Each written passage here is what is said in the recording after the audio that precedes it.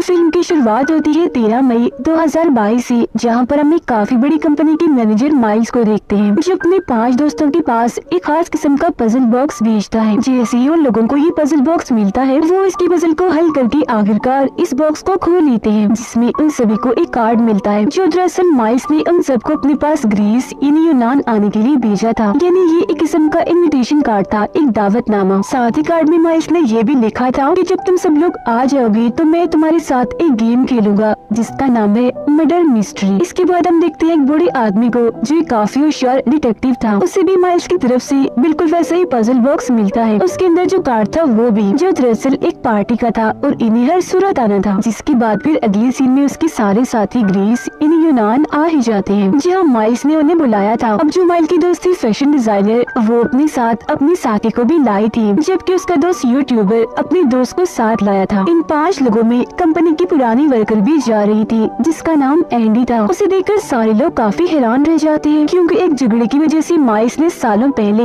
इसे अपनी कंपनी से निकाल दिया था। और माइल्स ने उन सबके लिए एक शिप भेजी थी जो इन सबको माइल्स के खूबसूरत आइलैंड पर ले जाएगी, जिस आइलैंड का नाम ग्लास ऑनियन है। जिसके बाद आखिरकार ये उस आइलैंड पर पहुंच जाते हैं, जो नजारा बहुत ही खूबसूरत था। माइल्स फिर इन सभी से मिलता है और पूरा आइलैंड दिखाता है, जो देखने के बाद सब लोग अपने अपने कमरे में चले जाते हैं आराम करने के लिए। और माइल्स फिर डिटेक्टिव को अपने ऑफिस में लेकर जाता है और पूछता है कि आप यहाँ क्या कर रहे हैं, क्योंकि मैंने तो आपको नहीं बुलाया, आपको तो मैंने कोई दावतनामा नहीं भेजा। जिस पर डिटेक्टिव उसे वही कार्ड दिखाते हुए कहता है कि ये मुझे उसी पजल बॉक्स के अंदर से मिला था जो तुमने मुझे भिजवाया था। तो अगर तुमने मुझे यहाँ नहीं बुलाया तो हो सकता है कि तुम्हारे किसी दोस्त ने पजल बॉक्स को दोबारा से सेट करके मेरे पास भेज दिया हो, जो शायद उन्होंने शरारत मजाक में किया होगा। जो सुनकर माइल्स कहते हैं वैसे एक तरह से अच्छा ही हुआ। कितनी अच्छी बात होगी ना कि तुम जैसा बड़ा और होशियार डिटेक्टिव मेरे मर्डर मिस्ट्री गेम का हिस्सा होगा। अब वो सारे लोग टाइम पास करने के लिए पूल में चले जाते हैं ताकि अच्छा वक्त गुजार सके। जहाँ बातों ही बातों में माइल्स का यूट्यूबर दोस्त कहता है कि पिछले हफ्ते जब मैं कहीं जा रहा था तो माइल्स भी उस वक्त गाड़ी से कहीं जा रहा था, मगर गाड़ी वो बहुत तेज चला रहा था, इतनी तेज कि उसे नजर भी नहीं आया कि मैं सामने हूँ। वो लगभग मुझे मार ही चुका था। इसके बाद जब ये सारे लोग एक जगह पर आराम कर रही थी तो डिटेक्टिव माइल्स से पूछता है कि तुम और तुम्हारे सारे दोस्त आखिर इतने कामयाब कैसे बन गए। जिस पर माइल्स जवाब देता है कि इसके पीछे एक समझदारी है, और वो ये कि कोई भी चीज हो उसे छोटे से शुरू करना चाहिए, जो वक्त के साथ साथ आगे जाकर बड़ी बन जाएगी। और बिल्कुल इसी तरह इस बात पर अमल करके हम आज कामयाब हैं। मगर तभी इधर एंडी आती है, इन्हीं कंपनी की पुरानी वर्कर जिसे माइल्स ने कंपनी से निकाल दिया था। वो डिटेक्टिव से कहती है कि नहीं,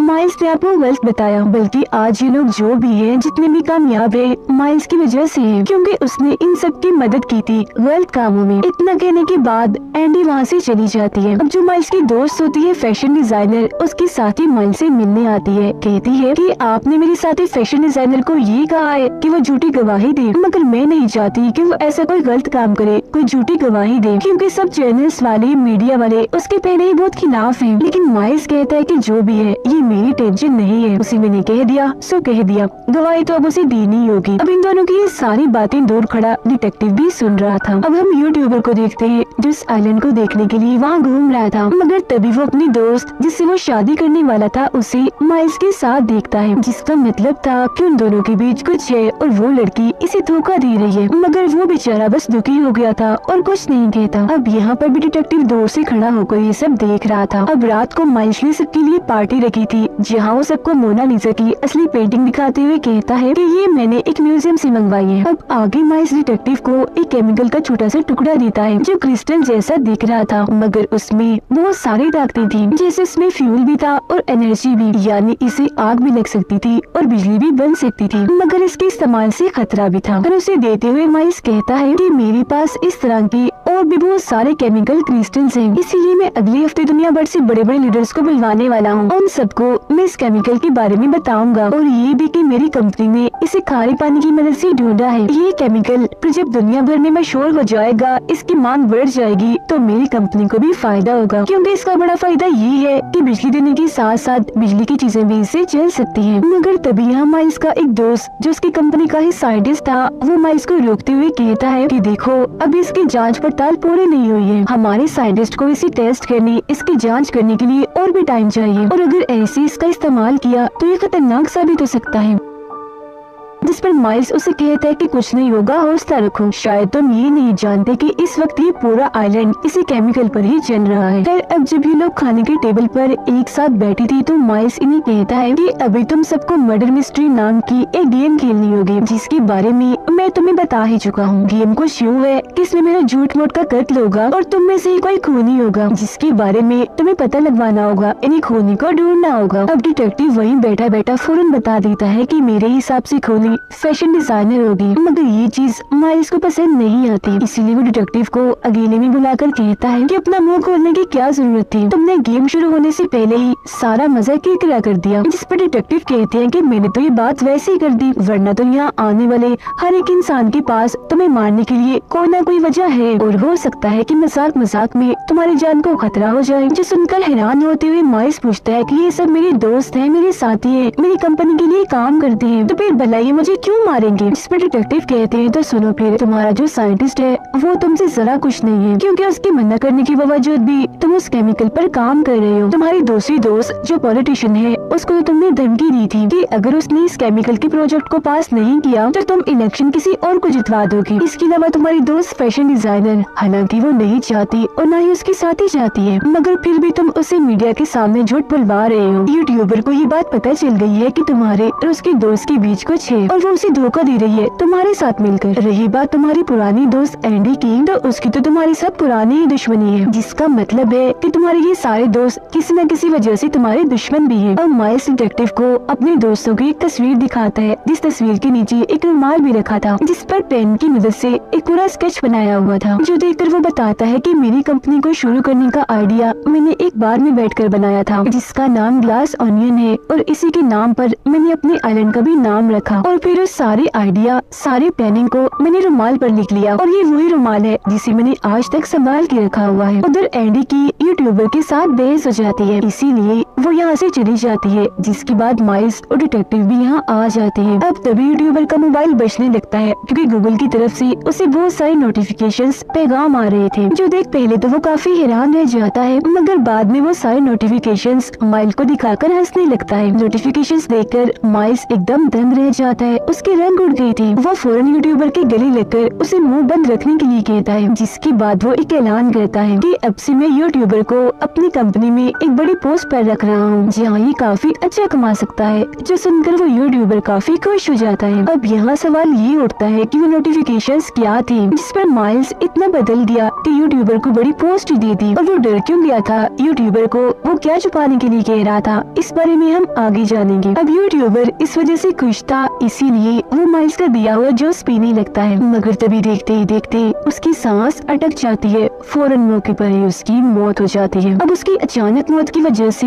सभी काफी डर जाती है, मगर उनका शक एंडी पर जाता है, क्योंकि पार्टी होने से पहले ही वो गायब हो गई थी। माइल्स की नजर उस ग्लास पर जाती है जिसे यूट्यूबर ने जूस पिया था। वो देखता है कि ग्लास पर मेरा ही नाम लिखा हुआ है, माइल्स, जिसका मतलब ये है कि खूनी मुझे मारना चाहता था, मगर वो मारा गया, यानी यूट्यूबर। अब हैरत वाली बात ये थी कि यूट्यूबर की गन और मोबाइल भी तब तक वहाँ से गायब हो चुके थे, और फिर तभी अचानक इस पूरे आइलैंड की लाइट चली जाती है। सब लोग काफी घबरा गए थे, इसीलिए इधर उधर भागने लगते हैं। अब तभी डिटेक्टिव बाहर आते हैं, जहाँ उन्हें एंडी मिलती है, जिसे भी वो यूट्यूबर की मौत के बारे में बता देते हैं। जो जान वो काफी हैरान परेशान रह जाती है उसकी अचानक मौत की वजह से, मगर तभी कोई अंधेरे से एंडी पर गोली चलाकर उसे भी मार देता है। अब इसी के साथ सीन पास्ट में माजी में चला जाता है, जहां हम गुजरा हुआ वक्त देखते हैं, जहां पर एंडी की जुड़वा बहन डिटेक्टिव के घर आई थी उनसे मिलने, उनसे बात करने के लिए। अब यहाँ हमें एक बड़ी हैरान कर देने वाली बात पता चलती है कि एंडी की मौत तो एक हफ्ते पहले ही हो गई है। कहा जा रहा है कि उसने सुसाइड किया है, मतलब खुद ही अपनी जान ली है। एंडी की जुड़वा बहन डिटेक्टिव को कहती है कि मैंने अपनी बहन एंडी की डायरी पढ़ी है, जिससे मुझे पता चला है कि उसकी जिंदगी में कोई टेंशन परेशानी नहीं है, वो बहुत खुश थी, तो फिर भला वो अपनी जान क्यों लेगी, जबकि सब कुछ तो ठीक था। इसीलिए मुझे उसके साथियों, उसके दोस्तों पर शक है कि उन्हीं में से किसी ने एंडी को मारा है और बाद में उसके कत्ल को सुसाइड बना दिया। इसीलिए आप भी पजल बॉक्स रखिए और कातिल को ढूंढिए, क्योंकि उसके सारे दोस्त वहीं जा रहे हैं माइल्स के पास। इसके बाद वो बताती है कि उस कंपनी को शुरू करने का आइडिया ख्याल सबसे पहले मेरी बहन एंडी को आया था, न कि माइल्स को। उसने फिर अपना सारा आइडिया प्लान एक रुमाल पर लिख लिया, लेकिन फिर 2 साल के बाद उस केमिकल को लेकर एंडी और और माइल्स के बीच झगड़ा होने लगा क्योंकि वो नहीं चाहती थी कि इस केमिकल को इस्तेमाल किया जाए। इसीलिए माइल्स ने फिर कोर्ट में अपने दोस्तों की मदद से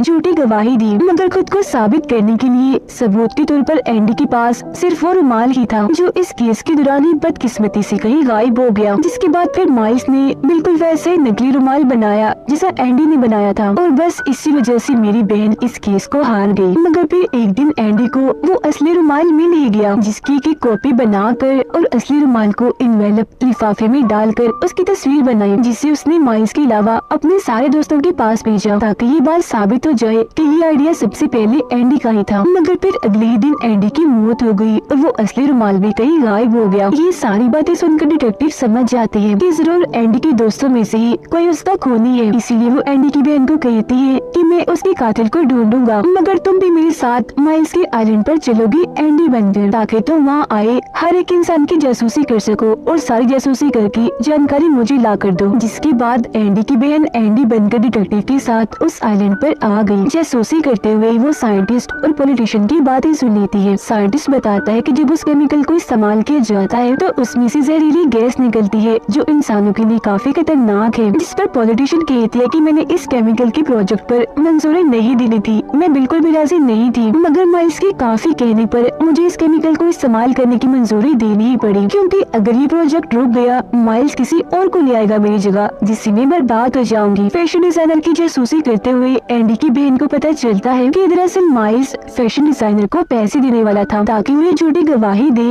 कि ये कंपनी इसे बनाने का आइडिया माइल्स का है न कि एंडी का। यूट्यूबर के बारे में उसे पता चलता है कि उसने जानबूझकर अपने दोस्त और माइल्स के बीच ताल्लुक बनवाया ताकि अपने दोस्त के जरिए वो माइल्स की कंपनी में बड़ी पोस्ट पर आ जाए, जिसका मतलब था कि यहाँ पर हर कोई माइल्स का साथ इसीलिए दे रहा था क्योंकि ऐसा करने से उन सब का भी कोई न कोई फायदा था। अब जब एंडी की बहन सबकी जासूसी करने के बाद डिटेक्टिव के पास जा रही थी माइल्स की सच्चाई बताने, तो तभी उसके पास पॉलिटिशियंस और यूट्यूबर आते हैं, जहाँ पर पॉलिटिशियन जो उसे एंडी ही समझ रही थी कहती है, सुनो एंडी, तुम हम सबसे नाराज क्यों हो? जब तुमने एनवेलप की तस्वीर भेजी थी तो मैं और साइंटिस्ट तुम्हारे घर आए थे, जहाँ पर यूट्यूबर पहले से ही मौजूद था। दरवाजा वो बजा रहा था मगर अंदर से किसी ने भी दरवाजा नहीं खोला और तो हमारे जाने के बाद फैशन डिजाइनर भी तुम्हारे घर आई थी मगर तब भी किसी ने दरवाजा नहीं खोला। जिसके बाद एंडी की बहन ये सारी बातें जाकर डिटेक्टिव को बता देती है कि जब एंडी ने खुद को साबित करने के लिए उन्हें मेल की थी तो उसके दोस्त आए थे उसे मिलने, मगर दरवाजा नहीं खोला गया। अब ये जानकर डिटेक्टिव का शक उसके सारे दोस्तों पर से हट जाता है। मगर जब पार्टी में बहस होने के बाद एंडी की बहन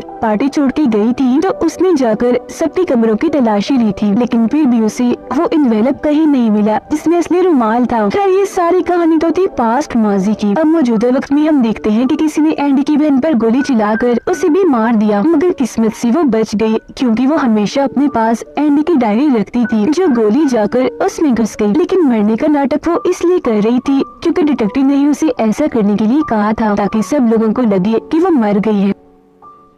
अब तब इस बात का फायदा उठाकर एंडी की बहन माइल्स के कमरे में जाती है, जहाँ तलाशी लेने पर तस्वीर के पीछे वो एनवेलप उसे मिल भी जाता है जिसमें असली रुमाल था, जिससे यहाँ ये बात साबित हो गई कि एंडी को और किसी ने नहीं बल्कि माइल्स ने ही मारा है। अब यहाँ पर डिटेक्टिव माइल्स से कहते हैं कि मुझे पता चल गया है तुमने यूट्यूबर के जूस में पाइनएप्पल जूस मिलाया था क्योंकि तुम जानते थे कि उसे पाइनएप्पल की एलर्जी है, जिसके पीते ही उसकी मौत हो गई। अब इतनी ही देर में एंडी की बहन भी यहाँ आ जाती है जिसके पास वो असली रुमाल भी था, जो देखकर डिटेक्टिव कहते हैं कि जब एंडी ने तुम सबको मेल की थी कि कंपनी बनाने का आइडिया मेरा है और उस आइडिया की कॉपी भी भेजी थी, तो तभी वो मेल साइंटिस्ट ने माइल्स को भी भेज दी थी, जो पढ़कर माइल्स को इतना गुस्सा आया कि वो सीधा एंडी के घर चला गया। वहाँ जाकर माइल्स ने उसका कत्ल किया और फिर रुमाल चुराकर वो फौरन वहाँ से निकल गया। गाड़ी वो काफी तेजी से चला रहा था जिसे यूट्यूबर भी टकराने वाला था, और ये बात यूट्यूबर ने बताई भी थी जब हम सब पूल के पास थे। और जब यूट्यूबर को गूगल की नोटिफिकेशंस आ रही थी तो उसमें उसे पता चल गया था कि एंडी की मौत हो गई है। उसका शक फिर माइल्स पर ही गया था क्योंकि यूट्यूबर ने माइल्स को एंडी के घर से निकलते हुए देखा था, जिसके बाद यूट्यूबर ने माइल्स को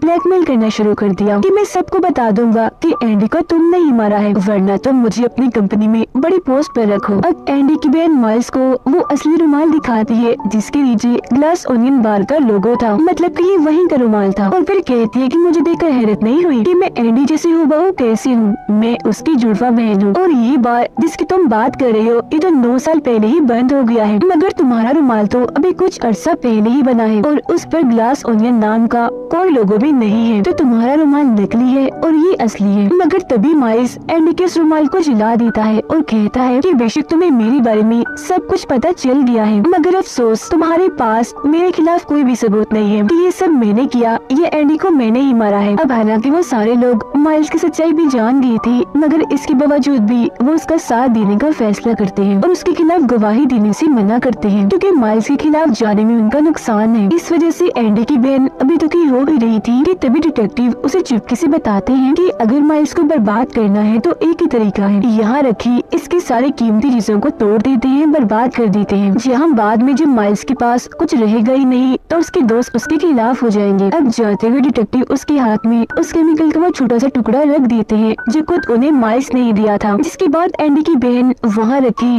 हर एक चीज को तोड़ने लगती है और फिर वहाँ आग भी लगा देती है। मगर ये देखकर अभी भी माइल्स नॉर्मल था, उसे लग रहा था कि कुछ नहीं हुआ, सब ठीक है। मगर फिर तभी एंडी की बहन माइल्स को वो केमिकल का छोटा सा टुकड़ा दिखाती है, जो देखकर माइल्स समेत सारे लोग काफी डर जाते हैं, काफी घबरा गई थी, क्योंकि ये टुकड़ा फ्यूल और एनर्जी से भरा हुआ है। और फिर जैसे वो उस टुकड़े को आग में डालती है वहाँ काफी बड़ा धमाका हो जाता है, जिससे वो पूरी ही जगह जलने लगती है, तहस नहस हो जाती है। बाहर बैठे हुए डिटेक्टिव ये सब कुछ देख रहे थे और काफी इंजॉय कर रहे थे माइल्स की बर्बादी देखकर। अब इससे पहले कि वो लोग जलकर मर जाते, सारे लोग बाहर आ जाते हैं, जहाँ एंडी की बहन माइल्स को कहती है, लूजर तुम हार गए, तुम्हारे पास कुछ नहीं बचा। अब माइल्स को बर्बाद देखकर उसके सारे दोस्त भी उसके खिलाफ गवाही देने के लिए मान जाते हैं, यानी कि एंडी और यूट्यूबर को माइल्स ने ही मारा था, क्योंकि बुराई और लालच का अंजाम बुरा ही होता है। और इसी के साथ ये फिल्म इधर ही खत्म हो जाती है।